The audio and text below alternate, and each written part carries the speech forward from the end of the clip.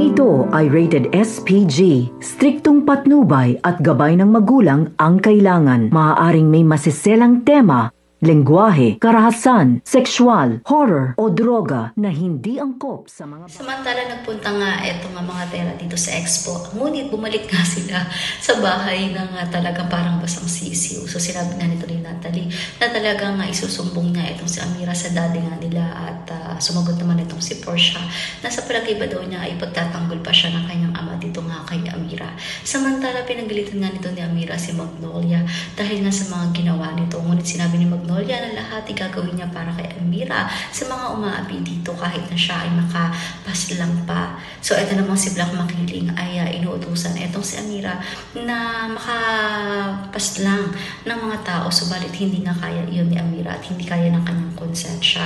Kung kaya't galit na galit itong si Black Makiling. Sinabi nga nito na bibigyan niya ng leksyon itong si Amira at doon ay naroon na ang pagsubok. Dumating nga itong si Ren, nabihag-bihag itong si Alex at laking gulat ni Amira na meron siyang hawak na baril sa kanyang kamay.